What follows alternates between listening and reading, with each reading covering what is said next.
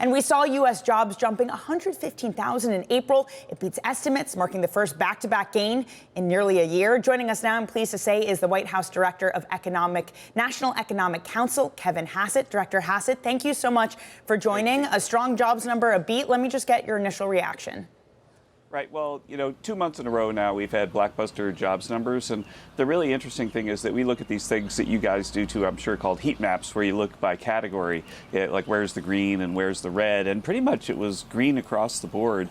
And so what it means is it's a rip-roaring jobs market. And it's completely consistent with what we saw with the claims data just a few days ago, right? Like initial claims for unemployment insurance right now are the lowest since we've ever been counting them, all the way back to the 1960s. And so the job market is really, really, really strong.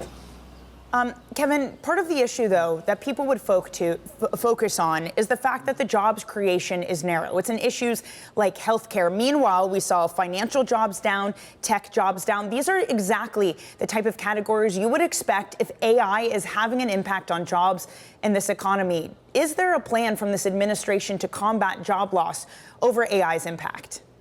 Well, right now what we're seeing is that AI is creating job creation. There are a couple of new studies out at the National Bureau of Economic Research that show, and one at Stanford University, that show that AI-adjacent jobs, that AI-adjacent professions are actually increasing faster than everywhere else. But of course, in the medium to long term, people are right to be concerned about what might AI mean for them. But right now, the very, very best thing that you could do in order to protect yourself and to protect your career is start to use AI tools yourself to make yourself more productive. And that's what we're seeing in the data.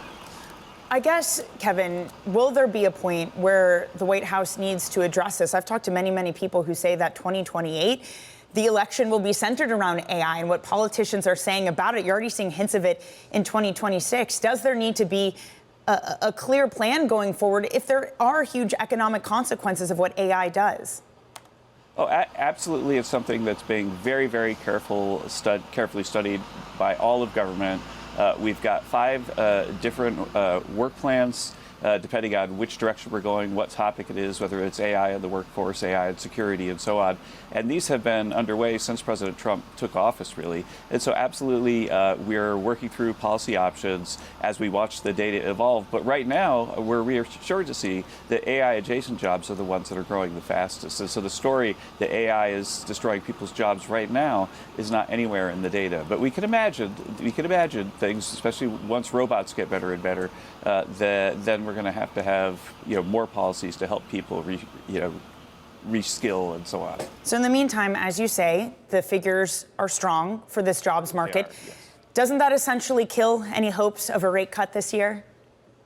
For me, I think that when we have a strong supply side shock, then that means that there's downward pressure on inflation, and that's what we're seeing. And in fact, even with the oil prices going up, excuse me for the big truck running by me, okay. even with the oil prices going up, you saw core inflation remain stable, and you could even see that in the wage data in today's jobs report, where there was strong wage growth, but not anything that was a sign of the kind of runaway Phillips curve inflation that should make the Fed want to lift rates. Well, I suppose, Kevin, last time you were on the show, last Friday, after the CPI report, you mentioned that you were looking forward to a Warsh Fed chair because of the independence it would bring to the Fed. Since then, we've learned more about the dissents coming from the FOMC, that one of the language of the statement changed to take out any bias, any sort of easing bias. It was 3 dissents. You can make that 4 if you have Susan Collins adding, as she spoke to Bloomberg, saying that she agreed with that idea.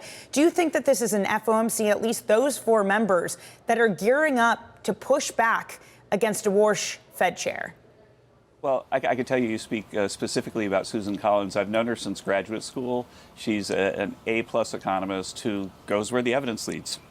I'm disappointed that these people made the decision that they did, but I'm sure that when Kevin Warsh is Fed chair, that he'll have lots of people that will be open to argument and open to evidence, and he's a very persuasive guy. I think Kevin believes, as I do, that a supply shock is a time when you don't have to lift rates just because you have high growth, and I think that he'll bring lots of evidence to bear and convince his colleagues. So I think we're really likely to see rate cuts this year because of Kevin Warsh. Elsewhere, Director, last night the Court of International Trade once again declared unlawful president's tariffs, this time the 122 duties on imports. When does the administration plan to appeal this?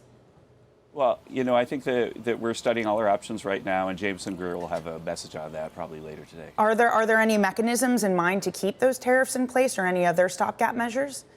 I'm going to leave that to the trade lawyers for you. Okay, fine. I guess there is this bigger question then, if we're going to leave that part to the trade lawyers. But the economic talks with China then, does this put the White House at a disadvantage as the president goes to have those discussions with Xi next week? I don't think so. First of all, this affects, one corner of the trade policy. The strategy really is to finalize the deals that we have negotiated over the last year with 301s and 232s, two authorities that are basically ironclad in the courts. And so the job has always been for Jameson Greer to get ready to sort of finalize the deals with these much stronger authorities. We believe the IEEPA authority that we originally used was a solid authority and disagree with the court's decision that is forcing us to refund the tariffs. But we have a backup plan that is going to make sure that the president's trade policy is made a reality very, very shortly. Okay, so a backup plan. Might we expect to hear something today, Director Hassett? Excuse me? Oh, from Jameson Greer? Yes. You'd have to talk to him. Okay, fair enough. I spoke with him yesterday about it. Yeah. Okay. I know it is fresh news, but again, to your point, the White House always looking for alternatives. What about when it comes to the Europeans? The president has sent this July 4th deadline to reach some sort of agreement. Does this also complicate things? Well, I don't know if it complicates things. We've got lots of agreements with the Europeans, and they haven't really kept up their end of the bargain.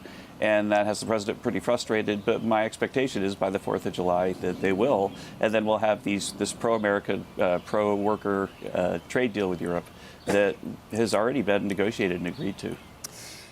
Dr. Hassett, before I let you go, there's been this outstanding question of the debt piles in the United States and what that means going forward and the need to service that debt. We heard from Double Line's Jeffrey Gundlach speaking to Bloomberg TV saying that he was positioning for a world in which the government unilaterally lowers coupons on existing U.S. debt in order to manage those internal costs. I just wonder what you think of that. Might that be the direction that we head? There's not a chance in a million years that this administration would ever do anything that looks in any way like a debt default. We believe in the strong dollar, and we believe in a strong fiscal responsible government. And so that's why we reduced the deficit last year by hundreds of billions of dollars. We reduced federal employment by the most it's ever been reduced. Actually, there are fewer federal employees right now in the U.S. Than there have been in any year since World War II. That's the kind of fiscal responsibility that lifts confidence in the debt.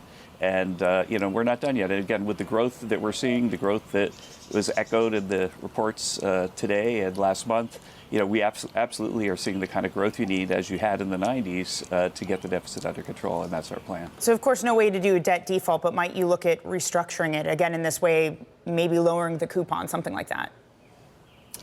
There's absolutely nothing that we're going to do other than be fiscally responsible.